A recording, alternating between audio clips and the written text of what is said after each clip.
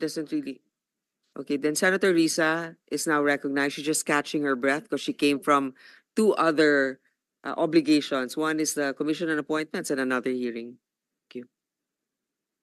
Salamat po, Chair, at magandang hapon po sa lahat, mga kasama ko sa Senado at yung OVP family. Dalawang tanong lang po, Chair, para ngayong araw. Una po, I note that a huge chunk of the OVP's 2025 operations budget, 1.909 billion pesos, will be used for the delivery of socio-economic programs, such as one, medical and burial assistance program. This supplements other healthcare programs of the government to assist indigent individuals and families. For 2025, 771.445 million will be allocated for the program. Sa loob niyan, 600 million pesos for medical assistance and 171.445 million for burial assistance, which are, Madam Chair, very similar to the medical assistance to indigent or financially incapacitated patients program o MAIF-IP of the DOH. And DSWDs, Assistance for Individuals in Crisis Situations, or AICS. Pangalawa, disaster operations, which aims to provide relief goods to disaster-stricken areas not commonly reached by other agencies. Para doon, 101.644 million pesos. And is also similar doon naman sa disaster risk management program of the DSWD. Third, relief for individuals in crisis and emergencies, or providing food boxes or food items to families who are ineligible for OVP's other services. So 50 million pesos, which is also similar to DSWD's AICS. And last, Magnegosyo Taday, livelihood assistance for those with entrepreneurial skills, 150 million pesos, which is also similar to DOLE's naman, Integrated Livelihood Program o DLIP. So, ang tanong ko po dito, Madam Chair, anong nag-lead sa OVP na mag-consider na i-launch yung ganitong programs? May ginawa bang studies para suportahan yung pagkakaroon ng ganitong programs na parallel naman sa katulad at existing programs ng iba't iba nating line agencies, Madam Chair? Yes, Madam Chair. Thank you. Noong ako po ay nangampanya, tatlo lang po yung sinabi ko na plataforma. Una po, trabaho. Pangalawa po, edukasyon. At tatlo, mapayapang pamumuhay para sa ating mga mamamayan. Nung pumasok po kami sa Office of the Vice President, tiningnan po namin ang mga pinakamaraming requests ng ating mga kababayan. Una-una po, ang lagi po naming natatanggap na request ay medical and burial assistance. Pangalawa po ay financial assistance. Pangatlo, lagi silang humihingi ng tulong sa pagkain. At pang-apat, very recently, sa tali ng mga requests, no? Yes, sa tali ng mga requests is yung educational assistance na sinasabi ng mga kababayan natin. Sinasabi namin lagi sa kanila, libre naman yung public schools. Ngayon ay libre na rin yung higher educational institutions. Pero sinasabi nila nahihirapan kasi sila sa plete, nahihirapan sila sa pabaon ng mga bata at sa pagkain ng mga bata. Kaya meron kaming bago, ito yung educational assistance. At ang panghuli naman, lagi naming natatanggap na request galing sa ating mga kababayan ay kapag sila ay naging biktima ng disaster, whether man-made or natural disasters. So sila po ay lumalapit sa Office of the Vice President. Totoo po, merong mga ibang local government units at ibang national government agencies na ganito po ang kanilang programa. Pero po, nung ako ay umupo as a Vice President, I took an oath, and doon sa oath, I said that I will do justice to every man. So hindi po kami pwedeng humindi sa mga tao na humihingi ng tulong, lalong-lalo na ay kaparte ng gobyerno ang Office of the Vice President. Salamat, VP, Madam Chair. Sabi nga ng VP, Madam Chair, libre na yung public school, libre na rin yung higher education, bagamat ni-note nila na sinasabi ng mga nagre-request na nahihirapan pa rin sila sa ilang mga programs na nakalodge sa ilalim ng libreng edukasyon na iyan. Kaya nga kinonsider nilang mag-launch ng ganitong mga katulad na programs.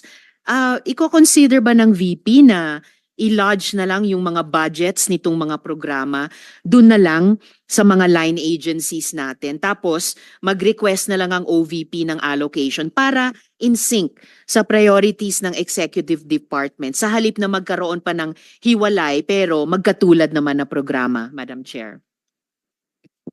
Madam Chair, we only submit the budget and we leave it to the discretion of all the members of Congress to decide on the budget. We can only propose a budget for the Office of the Vice President. Pero magbibigay po ako ng halimbawa kung ganun po ang gagawin natin. Tulad po ng AIX ng DSWD.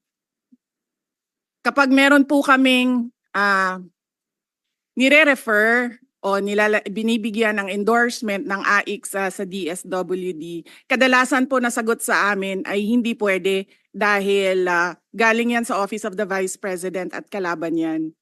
Minsan po, totoo yan na pupolitika ang assistance para sa ating mga kababayan. Kaya po, uulitin ko, ang mga tao naman kasi hindi sila tumitingin sa politika. Tumitingin lang sila na itong opisina na ito ay opisina ng gobyerno at pwede kaming humingi ng tulong doon. And so I go back to the oath that I shall do justice to every man at kaya po kami nandito at kaya po kami merong mga ganito na mga projects sa Office of the Vice President. Salamat VP, Madam Chair. Wini-welcome ko yung sinabi nila na the VP would leave it to the discretion of the members of Congress. Medyo nagitla ako nung sinabing minsan pag may nire-refer ang OVP para sa AIX, ang feedback ay kalaban niyan. Dahil Madam Chair, I believe tayo sa Kongreso when we appropriate the budget, merong implicit na assumption tayo doon na pagkatapos in the exercise of our oversight function, yung parehong level ng professionalism we demand of ourselves ay presumption of regularity, ina-expect natin sa lahat ng members ng executive, lalo na when they are working together. Kaya gaya ng sinabi ko kanina, wini-welcome ko yung sinabi ni VP na they would leave it to the discretion of the members of Congress, and tayo naman ay hindi tayo bibitaw sa mahigpit nating pag-ensure na these programs be implemented by the appropriate agencies o kahit in collaboration with each other na naaayon talaga sa tamang standards above partisan politics. And therefore, at the proper time, Madam Chair, gagawa ako ng proper motion para i-lodge yung budgets ng mga programang ito sa line agencies na may klarong opportunity for OVP na mag-request for allocation as for other offices in the executive. Yung huling tanong ko sa ngayon, Madam Chair, for 2025, one of the OVP's programs, Pagbabago Campaign, 1 Million Learners Entries, involves the provision of bags to 1 million learners in remote communities while initiating tree planting activities. This gets an appropriation of 100 million pesos. Part of this campaign is an allocation of 10 million pesos for the distribution of Isang Kaibigan books, a children's book authored by the VP. Pwede po bang sabihin ni VP sa atin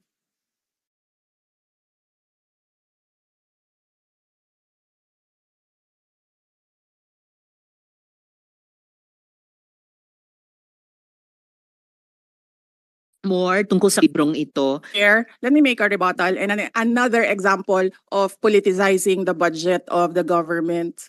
Ito pong sinabi ni Senator Risa Ontiveros na at the proper time she'll make a motion to lodge the budget, the requested budget of the OVP to the other agencies. Let me just quote Senator Risa during the Akbayan Congress. Alam ko po na ang daming kalat ni Duterte na hirap tayong linisin. Ang kadiliman noong panahon niya ay talaga namang nanuot sa ating lipunan para mansa na napakahirap tanggalin. At habang ang anak niya ay may kapangyarihan pa, hindi magiging madali ang ating laban. While VP Sara is in power, the threat of a full-blown Duterte comeback is still a very real and present danger. For one, they are supported by one major superpower, China. So that is an example of politicizing the budget of the government. May we request, Madam Chair, that Senator Risa Ontiveros repeat the last question? I will certainly, if you request, Madam Chair, repeat my question dahil walang kinalaman sa kasasabi lang ng VP ngayon. Alam nating lahat na miyembro ng iba't ibang partido, yung speeches natin sa ating mga kamiyembro sa mga party congresses ay hiwalay na event dito sa budget debates. So I really take exception dun sa sinabi ni VP na rebuttal iyan dahil halimbawa ito sa politicizing. In fact, wala akong tinanong tungkol sa China o kahit sino pa mang ibang bansa dito sa budget hearing na to. I am asking about yung national budget na ipapasa natin sa Kongreso para sa bansang Pilipinas sa taong 2025. At ang pangalawang at huling tanong ko sa ngayon, before I make at the proper time propose an amendment which may or may not be accepted by the chair and by the colleagues para nga mas i-align ang mga kaperahan natin lalo na't masikip ang fiscal space natin dun sa mga appropriate programs sa appropriate agencies na malayang-malaya ang OVP makipag-partner sa kanila tulad ng sino pang opisina sa executive. Ang tanong ko po ay ilang mga libro ng isang kaibigan ay bibilihin at i-distribute at ano, if the VP could tell us more about the contents ng librong ito. Madam Chair. Madam Chair, the book is not for sale. We only pay for the publication of the book. And we will send Senator Ontiveros a copy so that she will know what is the content of the book. Oh, this question is not only for me, Madam Chair, para rin para sa mga kasama dito sa budget hearing. Baka ilang araw pa bago mapadala at mabasa ko, which I certainly will. But I am asking a question bilang isang mambabatas sa head of agency ng isang opisina sa executive dito sa budget hearing na to. Simpleng tanong. Tell us more about the book, isang kaibigan, at ilang kopya nito ang bibilihin ng gobyerno sa halagang 10 milyong piso at i-distribute sa kasama ng mga bags sa 1 million learners sa remote communities, Madam Chair. Madam Chair, this is an example of politicizing the budget hearing through the questions of a senator. Ang problema niya kasi, nakalagay yung pangalan ko doon sa libro. At yung libro na yan, ibibigay namin doon sa mga bata. At yung mga bata na yan, may mga magulang na boboto. At yung pangalan ko ay nagkalat doon sa kung saan man ibibigay yung libro. Madam Chair, we commit to send tomorrow everyone in this room a copy of the book. Madam Chair, hindi ko maintindihan yung ugali ng ating resource person. It is a simple question. Paulit-ulit na this is politicizing. Ang VP ang nagbanggit ng salitang boboto. Wala akong sinabing boboto. I'm simply asking, hindi ko ma-imagine we're making so much trouble, so much fuss about a 10 million peso item na itinatanong ko lang simpleng, what is the book about? At ilang kopya ang bibilihin ng gobyerno sa halagang 10 milyong piso at i-distribute. I don't appreciate this kind of attitude, Madam Chair. Usually, ang resource persons natin ay nagbibigay ng parehong institutional courtesy sa legislature na ibinibigay natin sa executive. I don't appreciate this kind of attitude. Tolentino, do you have Madam Chair? Madam Chair, Yes, Madam Chair. Hindi ko rin maintindihan ang ugali ni Senator Risa Ontiveros, and I do not appreciate, ano yung sinabi niya? I do not appreciate this kind of behavior and attitude. Madam Chair, noong 2016, tumatakbo si Senator Risa Ontiveros na senator, nakailang talo na siya. So, Dalawa, Madam Chair. okay, dalawa. Natatakot siya sa pangatlong talo niya, kaya pumunta siya sa Davao. Humingi siya ng tulong. Tinulungan siya ng isang kagawad ng Davao na ngayon hindi na siya sinusuportahan. Humingi siya ng tulong sa akin, thinking na hindi mananalo si President Rodrigo Duterte. Kinausap niya ako ng kinausap doon sa law office ko sa Davao City. Sabi ko sa kanya, o sige, tutulungan kita. Chinika niya ako ng chinika. Tapos umalis siya. Siyempre, hindi naman siya tumutulong kay Pangulong Duterte, hindi din totoo yung sinabi ko na tutulungan kita. Tinext niya ako. Pwede ba akong mag-follow up sa hinihingi kong tulong sa boto dyan sa Davao City? So sabi ko sa kanya, okay, sige. So, tinawagan ko at sinabihan ko at pinakiusapan ko ng pinakiusapan si former Congressman Milen Garcia. Sabi ko sa kanya, Kong, tulungan mo ito. Bigyan mo na lang ng ilang barangay mo at ilang mga leaders mo. Ayaw pa siya tulungan ni former Congressman Milen Garcia. Pinakiusapan ko ulit, Kong, please tulungan mo na lang. Nanalo na siya at nung nanalo siya, anong ginawa niya? Siya ang pinakaunang umatake kay President Rodrigo Duterte. Anong tawag sa ugaling ganito? With due respect to our resource persons and also our colleagues, I think this doesn't really. I understand there's history among all of us here, but I think that we should really stick to the budget. And I think this is just being very objective. I would like to ask also, since we're going to be furnished a copy tomorrow, we can look at it and evaluate what the content of the book is. But maybe just a general, we won't ask line by line, ano ba yung libro na yan? But tell me, is it for good manners and right conduct? That's fine.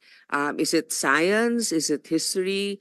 So maybe just a general one, so we can just answer it. Because I understand that every office will have its own advocacy and initiative. So, but then, I don't think it's also wrong for us to be curious what it is about. So just a general one. Any of the undersecretaries can tell me what the topic of the book is. Is it history? What is it? Madam Chair, the explanation is in the title, Isang Kaibigan. It's about friendship. Okay. Then that's for the record. It's about friendship. Madam Chair, just a last point. Okay. So kung sana ganun yung naging sagot sa simula pa, 'di ba? Napakasimple. Simpleng tanong, dapat simpleng sagot. Nagkwento pa ng kwento na sinabi dati na walang kinalaman sa tanong ko. Just for the record, as a last point, Madam Chair, this is public funds and we're making inquiries about them. Budget hearing po ito. Hindi po lahat about you. Pera po ito ng taong bayan. Okay. For the record, I Madam think Chair. that's Thank not you, yet Madam Chair. personal, but Yes. I understand the emotion is high. But let's continue on. If you have any more questions, Senator Risa, we will Those have are just around- my 2 questions, Madam Chair. Okay. Maraming salamat po. Thank you.